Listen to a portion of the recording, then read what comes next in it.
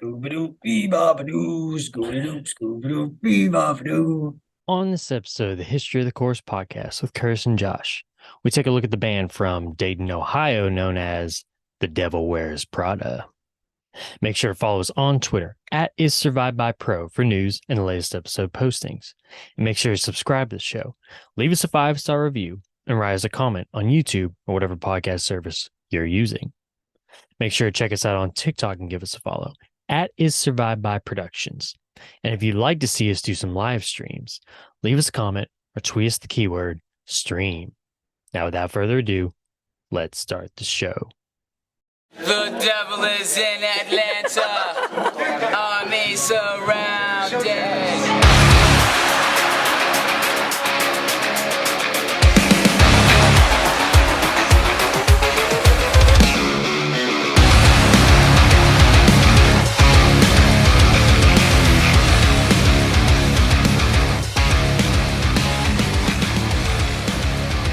What would it take for things to be quiet? Quiet like the snow. And I know this isn't much, but I know I could be better. I don't think I deserve it. Selfishness, find your way into my heart. All stars could be brighter. All hearts could be warmer. Welcome back to the History of the Course podcast, sponsored by the Church of the Seven Track, where each and every episode we take a look at the history of a band from the core genre. I'm Curtis, and with me as always is my co-host, Josh. What up, Josh? What up?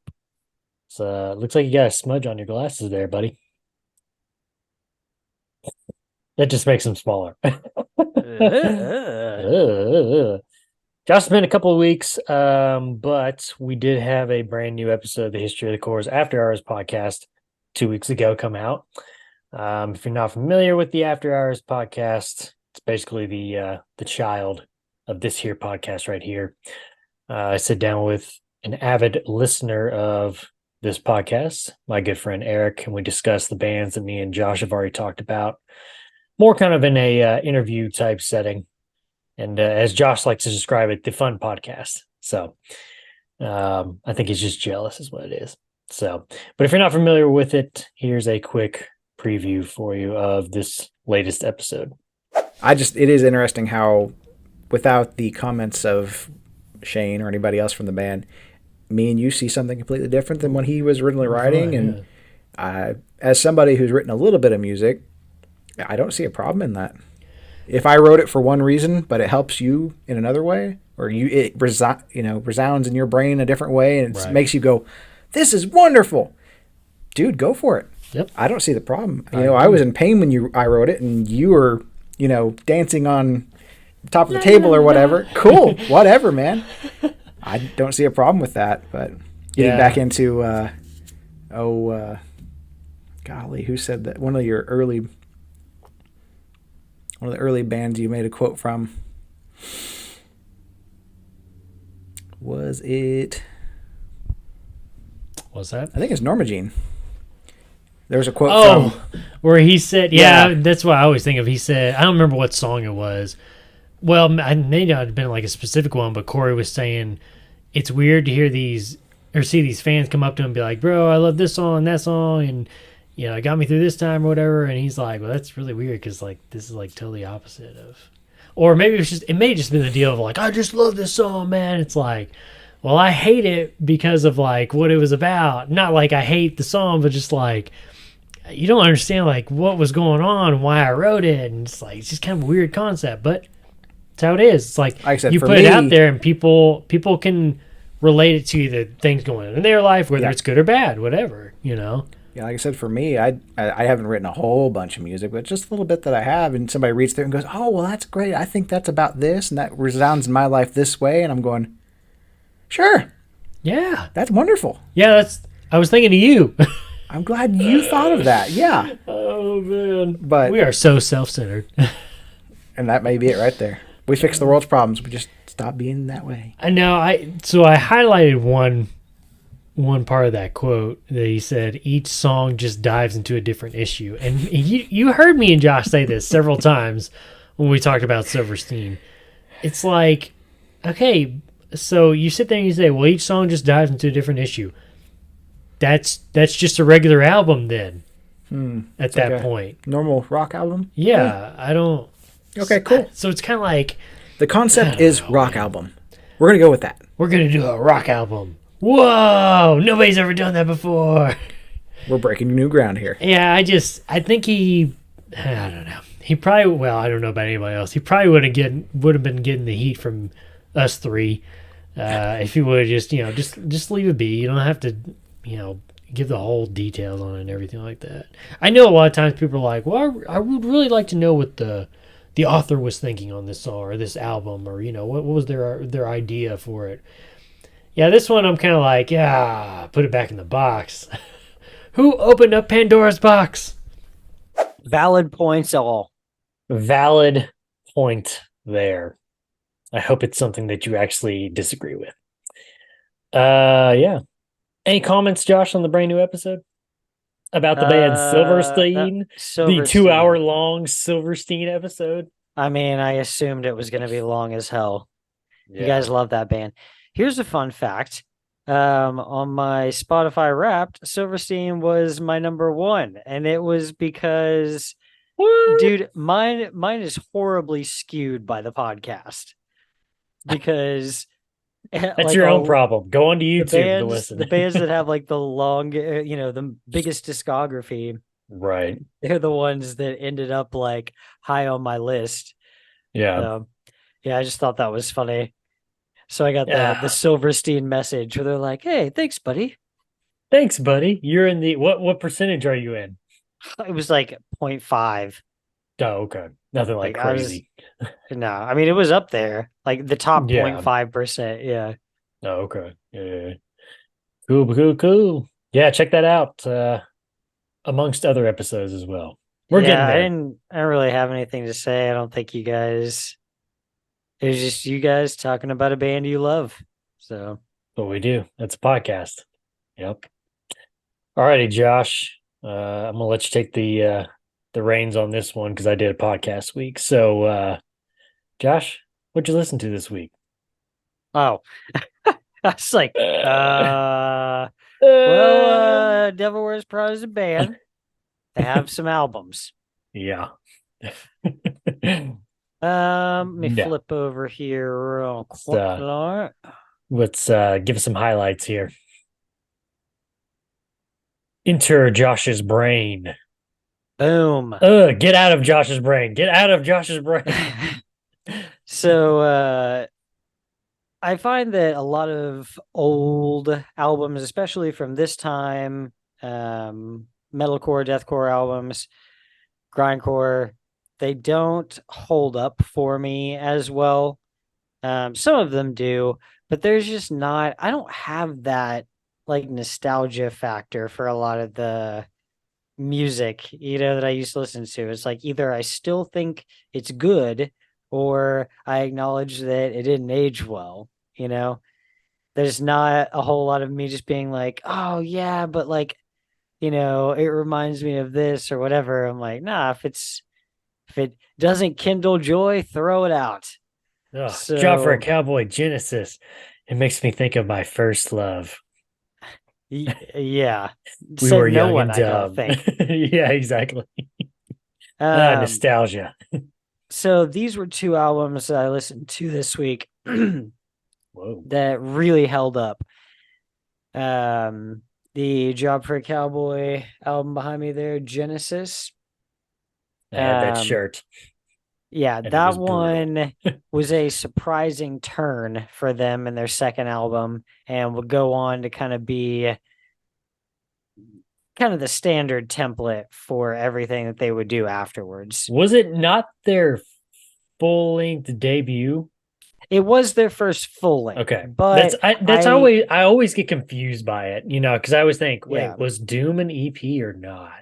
I feel like Doom was the album they were known for. Right. And it's weird that Well, an it's- EP is that album, but it's to me, I compare it with Vanna's Search Party.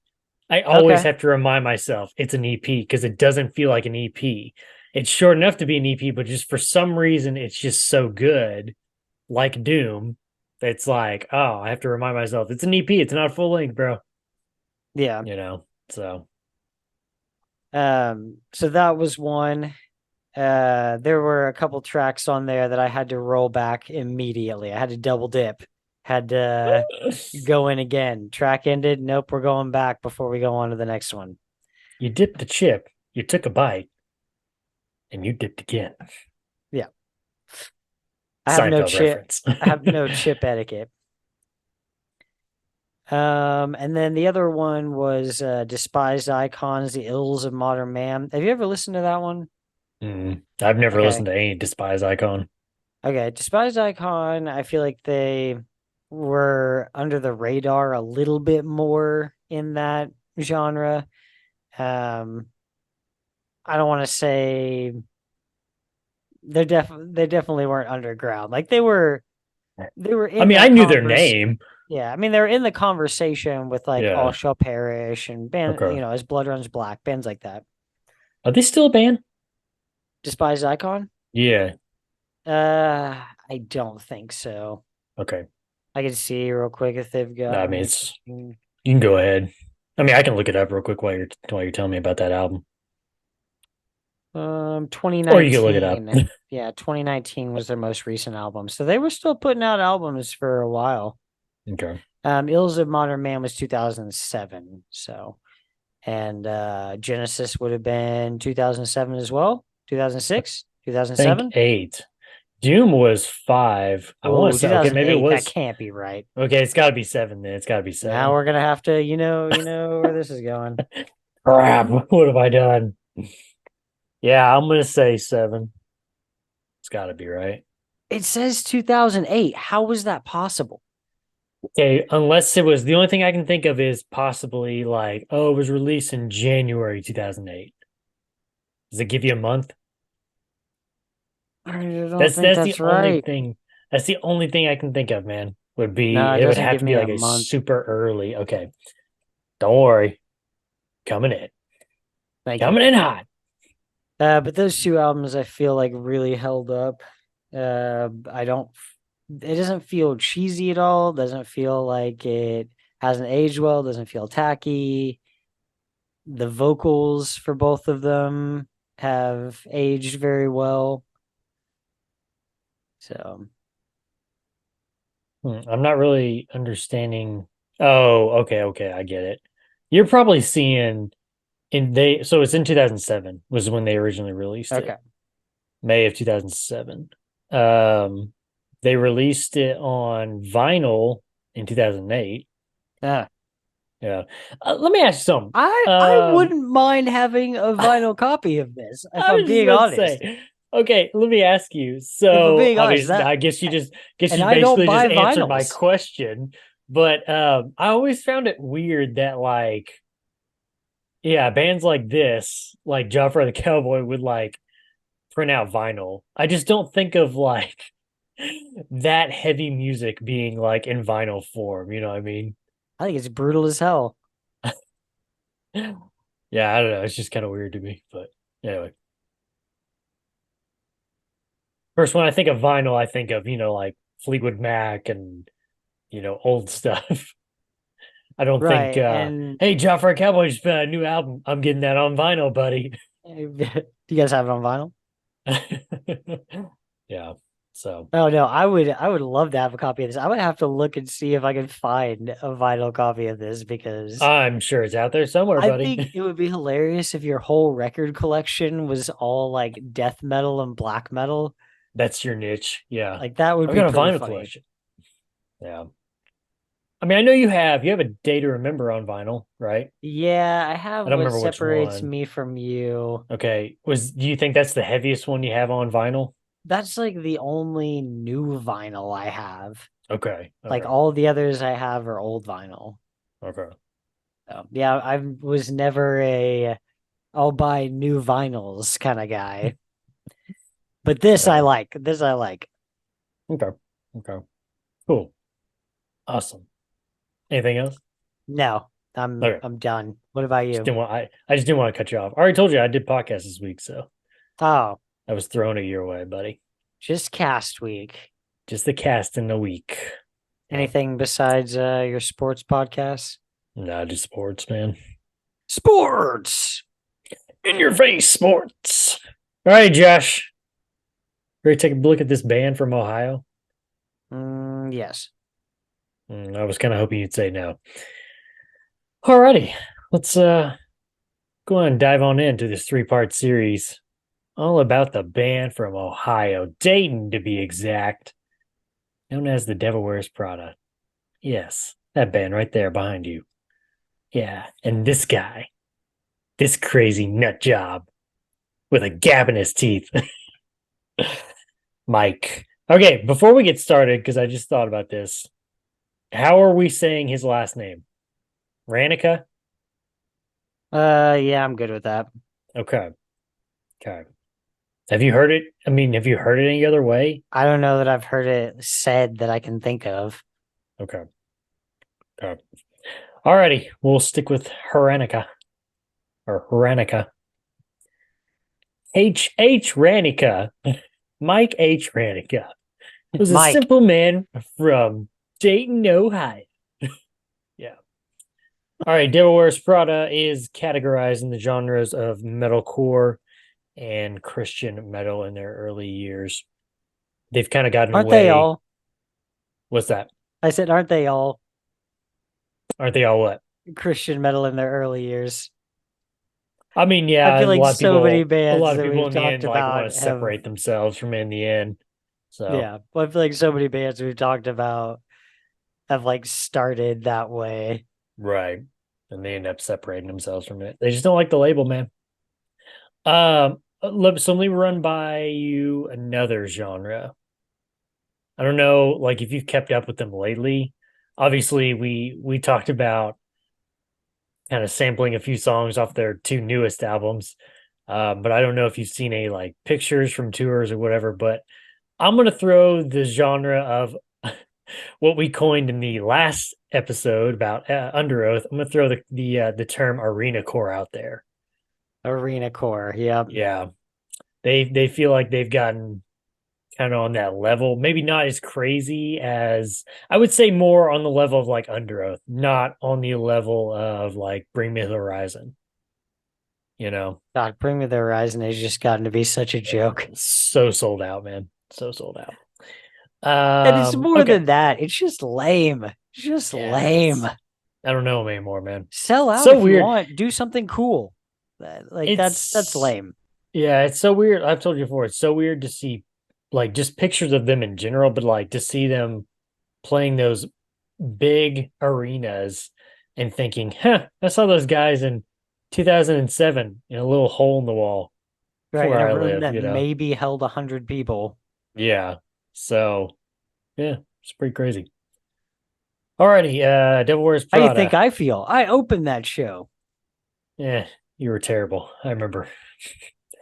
Do you remember that one guy The booing? fact That was remains. me. The fact remains, my friend. Devil Wears Prada style has been described as, quote, fusing the finest elements of American metalcore and European melodic metal. Some have even described the band as, quote, delivering metal with a slight facelift to the next generation of headbangers. Now, we talked about the Christian metal early on.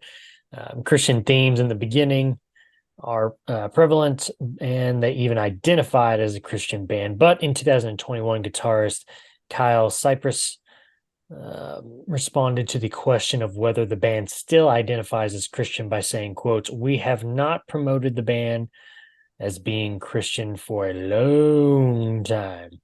Most of us aren't Christians, but we do aim at writing music that is fun to play. When right. was that interview? 2021. Oh, okay. What'd you think I said? I thought you said 2011. In And I was 2011. man, that he's like for a long time. Like, man, For you a guys have only been a band for like long- 5 years. Yeah. Formed in Dayton, Ohio in 2005 by Mike Ranica on vocals, Chris Ruby on guitar, Daniel Williams on drums, and James Bainey on synth. The group would settle on the name The Devil Wears Prada, which, if you didn't know, Josh, fun fact for you, it's in reference to the novel of the same name, which would be turned into a movie starring Anne Hathaway and Meryl Streep getting into trouble in the clothing line. Yeah. Why did they name their band after that so, book? Okay, so It makes sense to name your band As I Lay Dying after the book, because that's a little more along the lines of what you're doing. But a book about a woman who works for, like, I don't know. It's just, I don't know. It's weird. It's weird. It had to do with the themes, or what they thought was the themes in the book. So let's see here. So I'm trying to get back to the part where it talked about that. Okay, so they've explained that their band name is based on an anti-materialistic mindset and derived their name from the novel The Devil Wears Prada. At the time of naming the band, the members assumed that the novel included anti-materialism as its moral, until later discovering that the novel did not feature this as its message at all. That's a bad read. That's a bad read. Yeah, bad read. You didn't read the book at all, did you? Despite making this mistake, the band members refused to change the name and decided that they would create a new non-materialistic definition, indicating that at the last judgment, God will not look at people's possessions. Still a cool name, though. I mean, I think that's one of those where you're kind of like, you find out, you're like, oh, well, it's not really what I wanted, but you're kind of like, but it sounds cool. Yeah, I mean, it's a cool sounding name. Like, it works. Why not? Yeah, why not stick with it? Alrighty, yeah. Yep. Go check out that movie, Meryl Streep. Yeah. No, don't do it. Unless you're into that. But don't. Despite making this mistake, the band members, like I said, refused to change their name, and they decided they would create a new non-materialistic definition, like I already said. After playing their first show as a band using only one guitarist and a fill-in bass player, one guitarist and a full orchestra. One guitarist and a fill-in bass player, the group would welcome Jeremy DePoyster on guitar and Andy Trick on bass into the fold. So here is your first official lineup: Mike Rannick on vocals, Chris Ruby on guitar, Jeremy DePoyster on guitar, Andy Trick on bass, James Bainey on synth, Daniel Williams on drums. 6-man band for the win. Gotta love a 6-man band. Oh, you know what's a 6-man band? You know what works out really good though for a 6-man band? Minus the synth, add a guitar, 3 guitars. Yeah. What about 7-man band though, with 3 keep guitars? The synth, 3 guitars. Keep the guitar. Yeah. All right, I'll do you one better. What about 8-man band, 3 guitars, 1 synth, 2 basses? 2 basses? 2 basses almost feels unnecessary. That almost feels unnecessary. Oh man, what was it? Yeah, I don't know. What was it? I think it was, if I remember correctly, I think Esocharis, the band that Corey Putman and the lead vocalist from Handshake Murders are both in. I think like their last year as a group, they had like 3 guitarists. Both those guys did vocals. They had 3 guitarists, I think 1 bassist and like 2 drummers. And it was like, what are we doing here? Yeah, the 2 drummers. We're just now to the point, just like it's just noise rock. Yeah. I don't know. Anyway, there's a band. I doubt there's still a band. There's no way in hell there's still a band called Here Comes the Kraken. Yeah, I know what you're talking about. Yeah. Do you remember them? Okay. Yeah. And they have, it's like 2 guitars, bass, 2 vocalists, synth. Did I say drums yet? No. Drums. And then they also have a guy doing like he was like mixing. Oh yeah. Okay. Like, yeah. So they had like 8 guys. And they did a music video that was actually kind of cool. And I think there were 9 guys in the video because I'm pretty sure what's his face from All Shall Perish was in there too, Okay. doing guest vocals. So, or that might have been during a brief period when he was in that band in between All Shall Perish and Nice. Suicide Silence. But Interesting. Alrighty, as the band continued playing local shows to gain a following, they would also begin work on the group's first recorded work. We're not really going to spend any time on this one because, well, you'll see why here in a second. It's 2005's Patterns of a Horizon, which was self-released. It's a demo, basically. That they consider it a demo. I don't know if you listened to this one or not. Doesn't sound like a demo to me, man. I mean, it sounded like it was in a nice little studio. Of course, they had a sounds producer. legit. They didn't. Yeah, they didn't produce it themselves. They got Joey Sturgis produce it for them. He's going to do if not all of their. I think he does all of them on this episode. Yeah, he does all of their albums that we're going to talk about on this episode. But yeah, the reason we're not really going to get into this one is because all of these songs that are on this album are going to be on their next one. They're going to re-record it, and also we'll talk about those songs when we get to this next one. But after the recording for the demo album, the band spent the next year shopping it around and looking for any record labels willing to take a chance on a new group. Enter One Rise Records, who saw potential in the band and would soon after sign them. With the record label to back future works, the band decided their first album under Rise Records would be a re-recording of every song off of their first album, 2005's Patterns of a Horizon, as the group ultimately were unsatisfied with the demo. Enter, Josh, 2006's Dear Love, A Beautiful Discord from Rise Records. Like I said before, this one is produced by Joey Sturgis. He has done work with bands such as Bless the Fall, Dayseeker, We Came as Romans, Asking Alexandria, Emir, and many more. Like I said, all the songs from Patterns of a Horizon are going to be re-recorded, along with 2 new original tracks. Joey Molinaro of Jesus Freak Out wrote in his short and to the point review of the album, quote, "The first track is The Ascent, an almost silent instrumental about a minute long. I turned up the track in an attempt to hear it and was suddenly blasted with the thundering guitars from the next track, Gauntlet of Solitude. Every track has shifting riffs and crazy breakdowns. There's some melody to give your ears a rest, however. The singing doesn't ruin anything, but instead makes the atmosphere of the record more intense. There's even a synth instrumental, Redemption, to chill things out. It's pretty evenly paced, so it's not too crazy and not too soft, but grindcore-like vocals at points may be a turnoff to some. The lyrics are very poetic with their words, yet show their faith boldly and unashamedly. Dear Lord, deliver me from this hypocrisy, he pleads, and dogs can grow beards all over.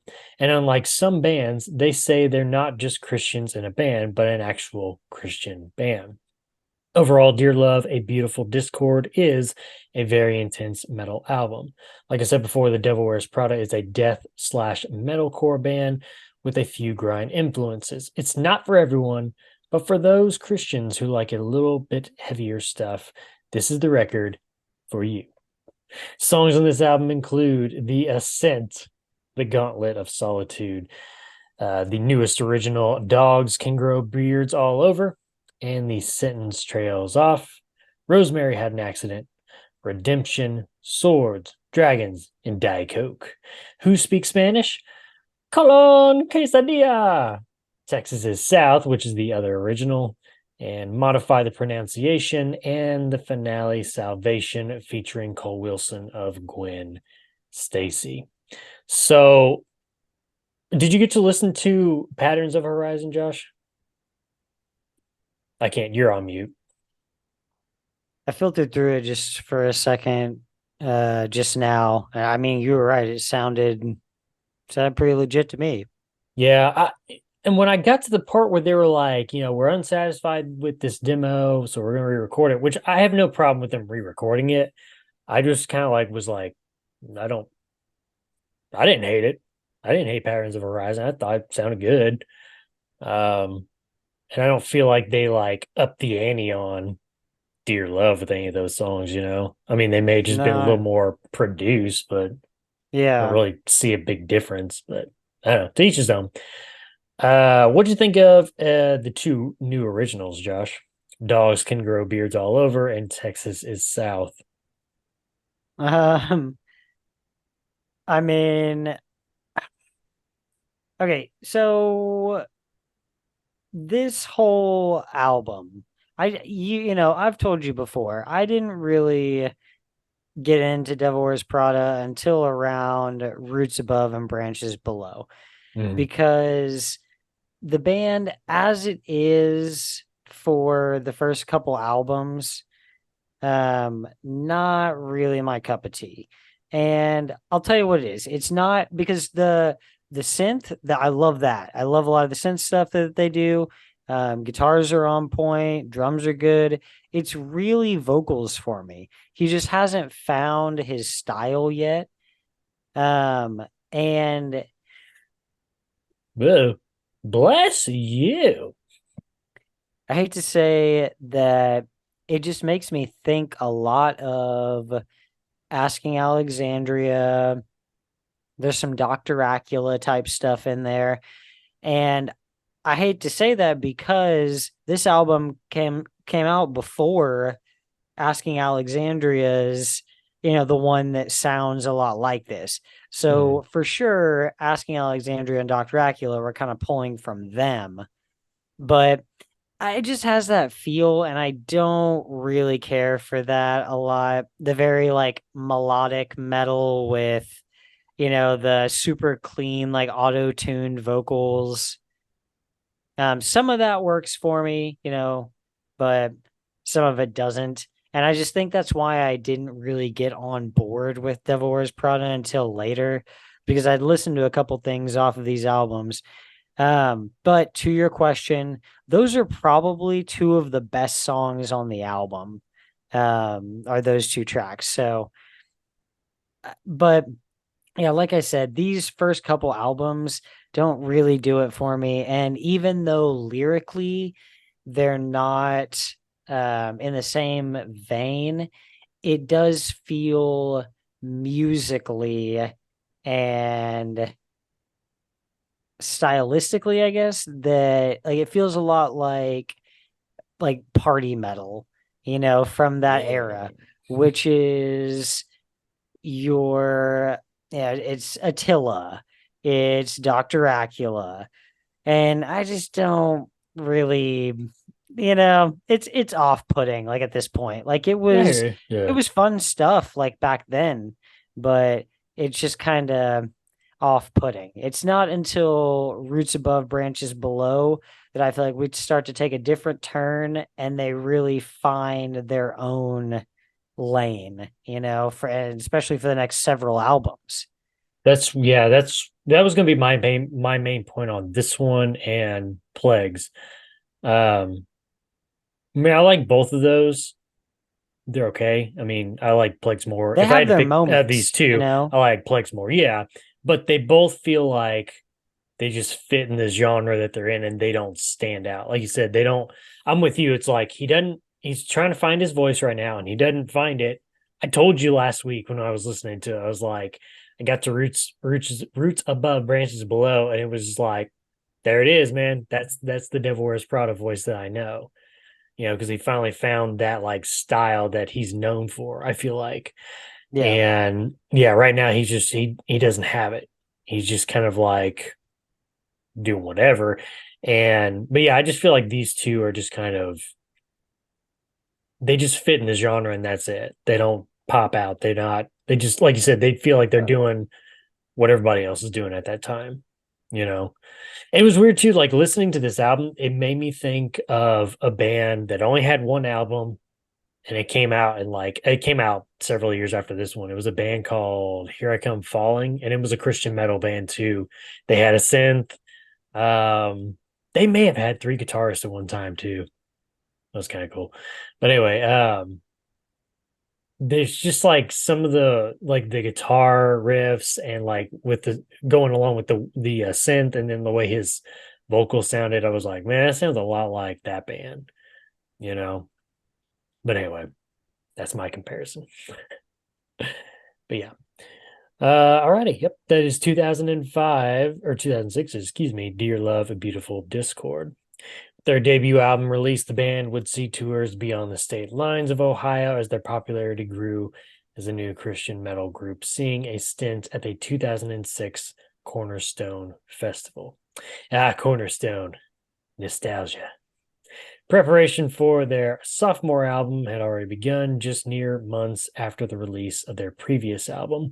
The band entered the studio in winter of 2007 to record their next full-length album, their sophomore 2007's Plagues from Rise Records. Once again produced by Joey Sturgis, this album peaked at number 57 on the Billboard 200. Re-released just over a year after the original release with an alternative album artwork and bonus DVD content. Excuse me. The name of the album is a biblical reference to plagues in the book of Revelation, as Mike Ranica considered it to be, quote, very visually appealing, although not as important as the meaning placed behind it. Scott Freiberger of JesusFreakout.com wrote in his review of the album, quote, if you came here looking for a review of an Anne Hathaway movie, you will either be disappointed or confused, possibly both. At the very beginning of the album, the vocal work seems to be a little sloppy, but that doesn't last too long. The vocals are well done throughout the rest of the album, and they range anywhere from high-pitched shrieking to deep growling, and even to melodic harmonies. Influences in the vocals and music are apparent from metalcore, life metal, and even a hint of emo. And one thing noticeable about the songs are, as you listen to them, is that none of them follow the traditional verse-chorus-verse structure. The band just have the words they want to get across, and they vocalize them, plain and simple. Another thing to note is that these song titles are catchy, interesting, and sometimes funny. See, You Can't Spell Crap Without C. This song is called And Nickels Is Money Too. One of the topics discussed on Plagues is the futility of living life on your own without God. For instance, in HTML Rules, dude, when lead vocalist Mike Ranica says, for the longest time, I've been watching the world breathe against spiderwebs. What lies here are mountains composed of tombstones. It's also mentioned in Hey John, What's Your Name Again? When the vocals take it easy for a couple seconds to catch up on some melody for the line, well, it must be difficult being so gorgeous. It must be difficult claiming to be the kings and queens, but it's all of nothing. The occasional nod towards self-loathing is made, like here in Reptar, King of the Ozone. What if the clouds are fragments of mistakes, fabricated by the factories of our foolishness? We're composing our funeral songs note by note. Seldomly does a song allude directly to God, but Mike's passion for souls to meet Jesus is apparent in number 3, Never Forget. Come back to your faith, come back to grace. He loved us and sang with us, or sang with others, excuse me. Through the chaos of the music and the angst and passion-ridden vocals, the hardcore fans will find an album that was well worth their time, and an album they will want to listen to again and again. Fans of Norma Jean and As They Lay Dying will surely love The Devil Wears Prada's Plagues. Songs on this album include Goats on a Boat, number 3, Never Forget, HTML Rules, Dude, Hey John, What's Your Name Again? Don't Dink and Dance, You Can't Drink Spell and Dance. Crap. Drink and Dance? Mine Yeah. said Dink. It's drink. Are you sure? Yeah. It's drink on Spotify. You can't dink and dance. I don't know what that means. I don't know. I just thought it was kind of like I don't know. You can't smell crap without C, featuring Craig Owens. This song is called Reptar, King of the Ozone, The Scorpion Deathlock, and the finale, Nichols is Money 2. All right, Josh. What'd you think of 2007's Plagues? We're headed more in the right direction.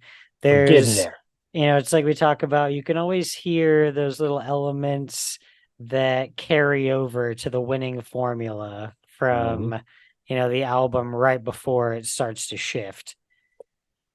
Do you Okay. know what the reference is in Nichols' Money Too? Mm-mm.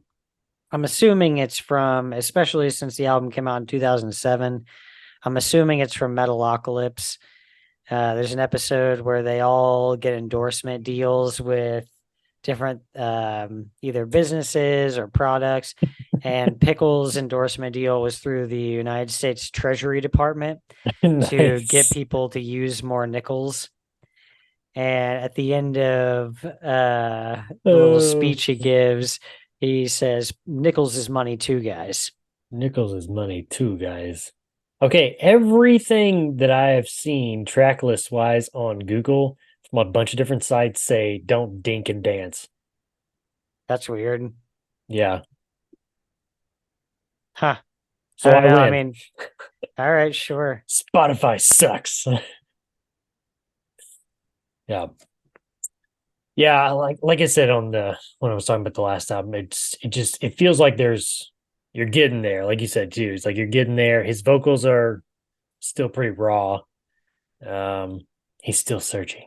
He's still searching, still looking within himself. But yeah, definitely gonna hit on the next one. Roots Above, for sure. But I'm glad they redid the album artwork. I don't know about you, but I like the new album artwork. The colorful one. Not the lady with her hands and her head in her hands. I don't know, the more colorful one reminds me more of, like I said, like that party metal You know kind what of it makes me think era. of? What? I wrestled a bear once. Yeah.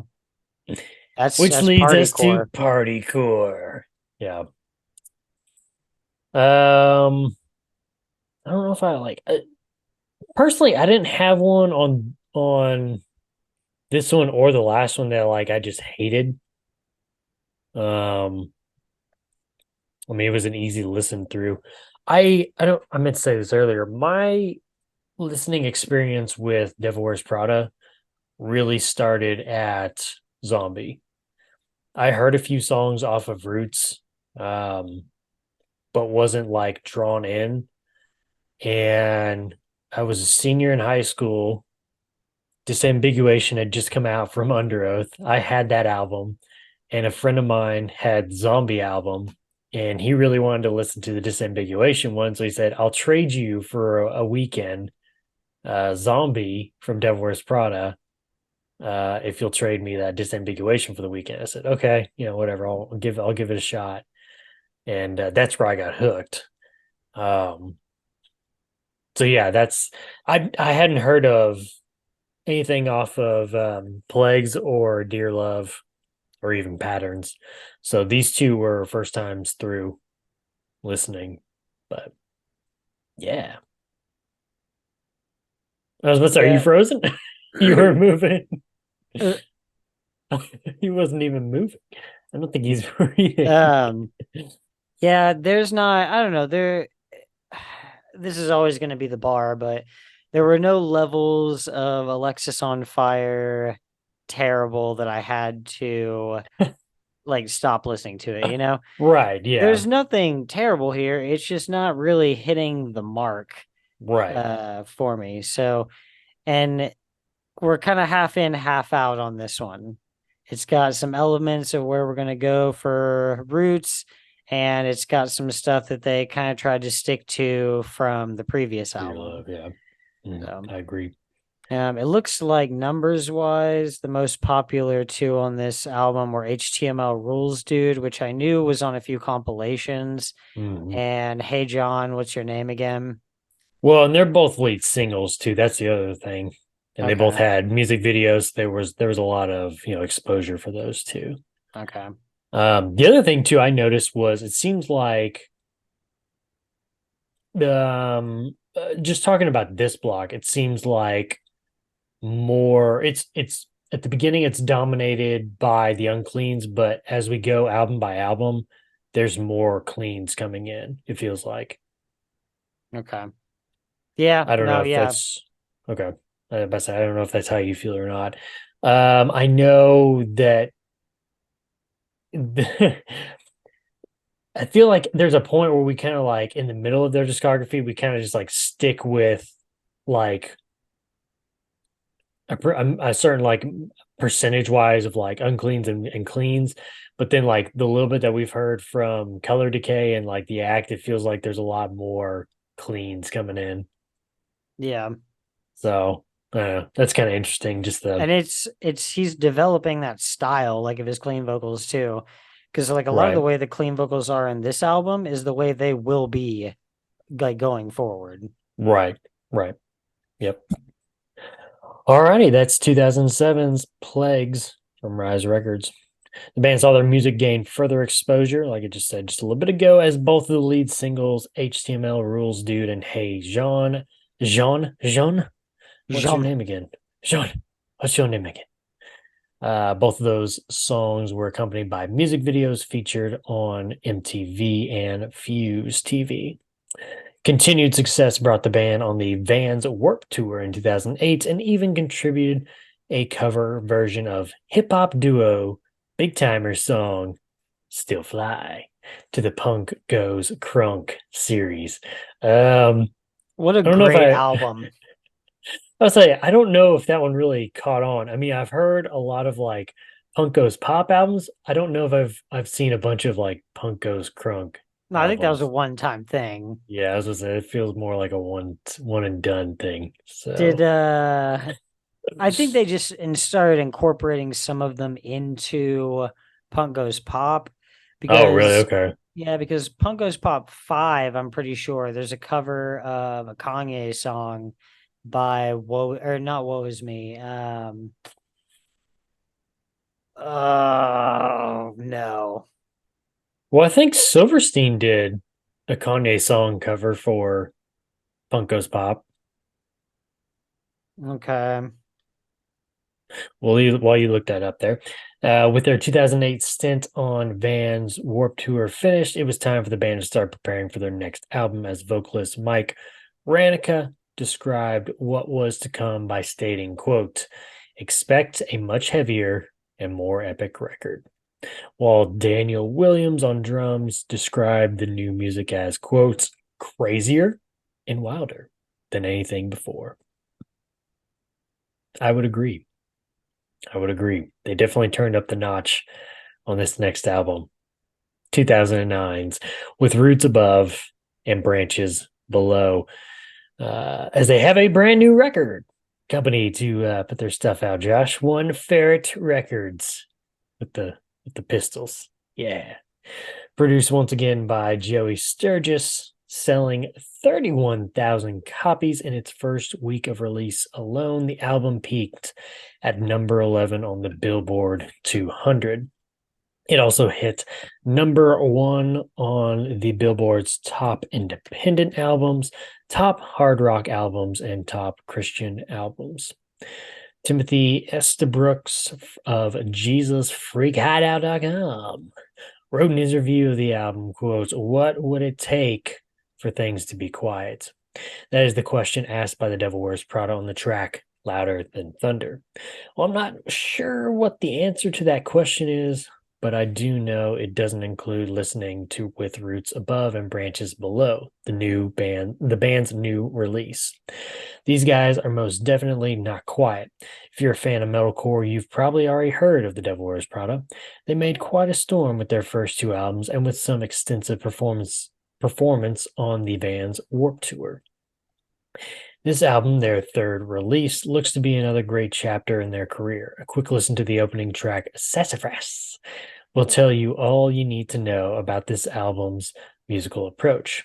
We have vocals that switch from metalcore screaming to death growls. Accompanying this onslaught are crunchy guitar breakdowns intermixed with everything from synths to piano to violins. Meanwhile, the drums are always changing, sometimes grinding along slowly and sometimes unleashing in a fury of rolls and double bass runs. Even better, this album brings something new to the Devil Wears Prada's arsenal, soaring melodic choruses. While their previous work lacked a sense of musical structure, many of the songs on this release have a clear verse-chorus break. Occasionally, this style can become repetitive, but the sound is tight and appealing nonetheless. Just when you've been sufficiently pumped up by the screaming and growling, the clean, high-ranging choruses break through like a burst of sunlight and carry the track along with beauty and energy. The effect is one that will leave any metal fan with a smile on his face. One interesting thing I noticed is that the usually ridiculous track names have been toned down to an extent. We do still have nonsense like Assistant to the Regional Manager, which is an obvious reference to the hit TV show The Office. But at the same time, there is Louder Than Thunder, which is actually an appropriate name for that song. Incidentally, that track is an interesting number, being completely melodic and much mellower than one expects. It is one of the many highlights on this album. With roots above and branches below, the Devil Wears Prada have worked up a fantastic collection of metal music for your enjoyment. I can definitely say that if you had your hopes up for this release, you will not be disappointed. Tracks such as Ben Has a Kid and Des Moines will leave you screaming 1 minute, then singing along in full voice the next. All things considered, with roots above and branches below is an excellent album and a worthy addition to the library of any hard music fan. Songs on this album include Sassafras, I Hate Buffering, Assistant to the Regional Manager, Des Moines, Big Wiggly Style, Danger Wild Man, Ben Has a Kid, Wapocalypse, Gimme Half, Louder Than Thunder, and the finale, Lord Zenu. What'd you find out, Josh? You've been waiting.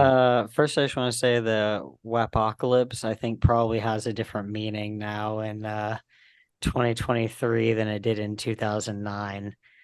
Just wanted to throw that out. I couldn't let that go by without saying something about it. I'm sorry. So it was Punk Goes Pop 5.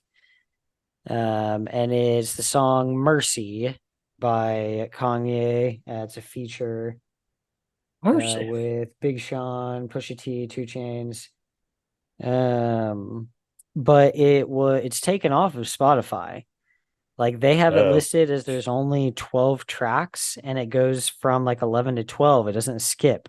But I have the album and it goes 12 is Mercy and then 13 is the next track.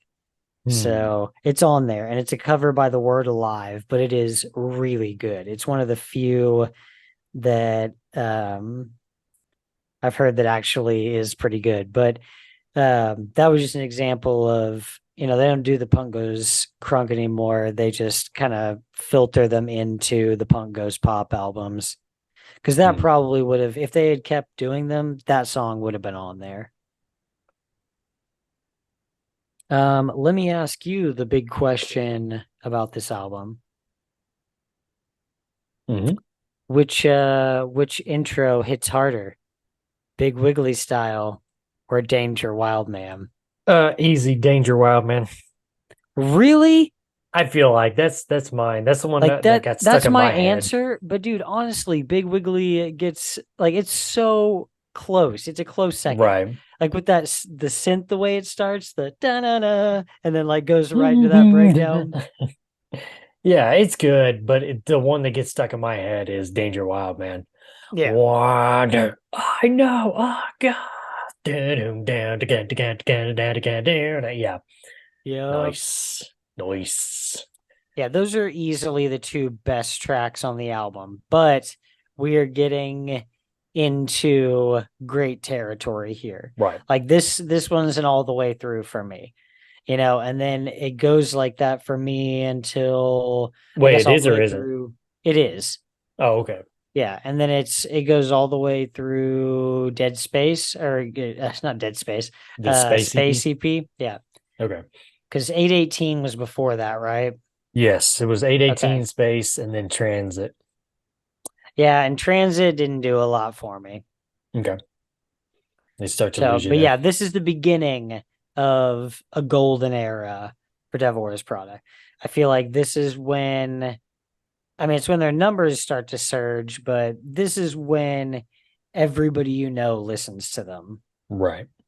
Everybody references this album. Yes. Yeah, I Oh, it's agree. got such brutal artwork too. Yeah, that helps. That helps. Well, the name is pretty sick too, man. Yeah, You roots know, above and branches branches below. below. That's pretty sick. You're talking about intros or whatever. I like the transition from Louder Than Thunder right into Lord Zenu. That's pretty sick. Why can't it just be quiet? It's like, oh, okay. You listening to it Yeah, I'm real going quick? through it right now. Yeah. Oh, yeah, it just immediately cuts Yeah, it's like from right yeah. into it. Yeah. Almost, Yeah, I not think it much of a scared me the first time, to transition be is honest. the lack thereof. Yeah, it startled me the first time. I was like, oh, okay, here we go. Hey, right back into it. Yeah. Yeah, this is the one for them that I feel like really put them on the map. I feel like people knew them for Plagues, like they had a fan base, Right. but But this is this the really album that they are kicked it known off. Yeah. for. This is they're only chasing safety. This is their oh god, the aftermath. Um, you know, Is this your starting point for a new this listener? is their discovering the waterfront. Okay. Okay. Is it? Is this what? Is this your starting point for a new listener? Oh yeah, for sure. Okay. Okay. I didn't know if you Yeah. would send them here or send them on the next one. No, this is going to be your starting place. I think for somebody who who might be on the fence about it, Zombie might be a better place to start just because it comes in firing on all cylinders. It goes hard all the way through. There's a lot of interesting things they do. It's a concept album. It's Right. short, like it checks all of the boxes. But I feel like if you started with Roots, you're going to get a full length that does all those things except for tell a singular story, Right. I agree, man. I'd agree. All righty. That is 2009's With Roots Above and Branches Below from Ferret Records. As their popularity continued to grow, so did their opportunities as the band was invited back onto the 2009's Warped Tour. Their song Des Moines would be featured as a downloadable track on Guitar Hero World Tour, while the song from their previous release, Hey John, What's Your Name Again, would be featured as a downloadable track on Rock Band and Rock Band 2. So they're definitely getting their name out there, Josh. Some exposure. The band would be invited to play at I Matter Festival in Elmira, New York, and also saw time touring with such bands as All That Remains, Killswitch Engage, and Dark Tranquility.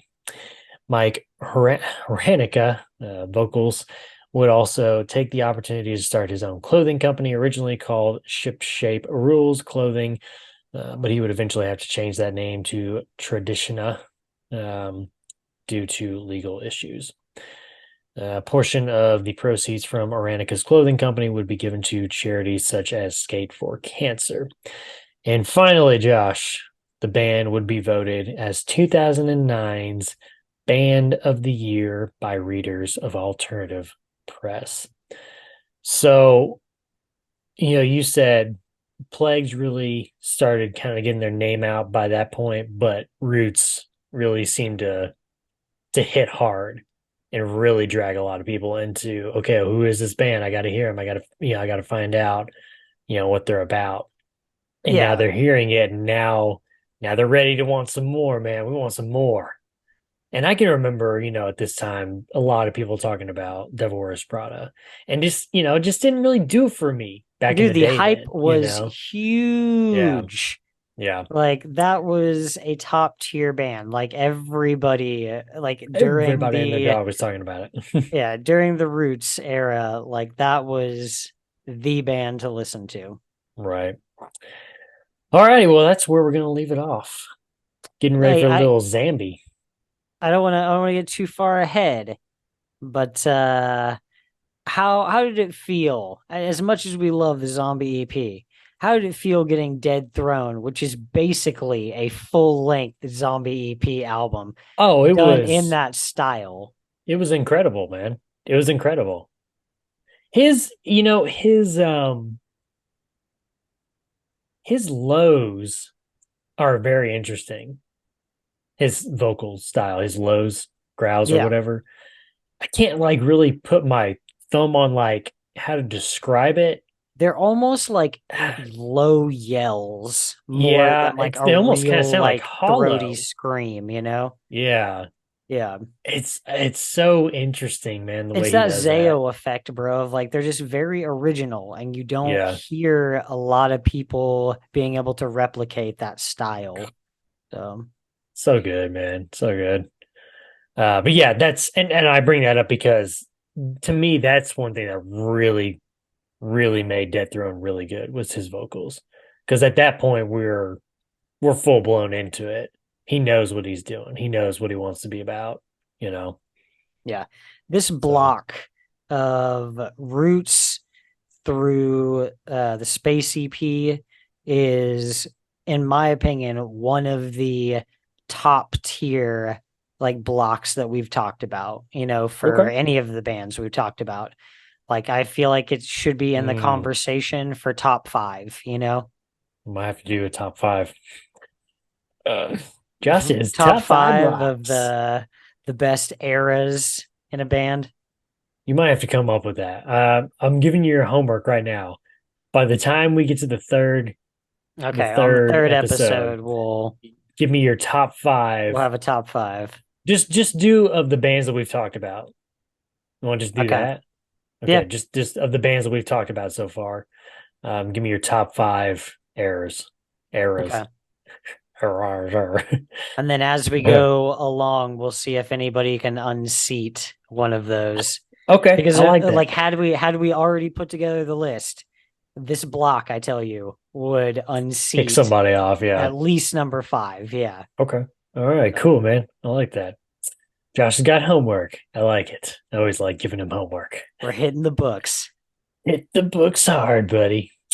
All right, let's get on out of here, Josh. Make sure to follow us on Twitter at IsSurvivedByPro for news and the latest episode postings, not just on this show, but our other shows as well. As I mentioned at the beginning of this episode, we had a brand new episode of the History of the Corps After Hours podcast, where I sit down with avid listener of this very podcast, my friend Eric. We talk about some of the bands me and Josh have already talked about. We also have the Red Right Hand podcast, which has covered all 6 seasons and a few history episodes in between about the Peaky Blinders. And we also have the Throne of the Dragon podcast, which has covered season 1 of House of the Dragon, soon to be season 2 of House of the Dragon. And we're just about to release our trailer reaction to season 2, so be on the lookout for that one. Also, while you're on Twitter, make sure to follow my co-host at Joshua Lynn Gary. Make sure to leave us a 5-star review and write us a comment on YouTube or whatever podcast service you're using. And if you want to listen to us and see our smiling faces, head on over to our YouTube page. Just search Is Survived by Productions, and that'll have every episode from all of our shows. Subscribe to the channel, thumbs up the video. All right, till the next episode where we begin with a zombie EP and we finish with Transit Blues. We'll see you.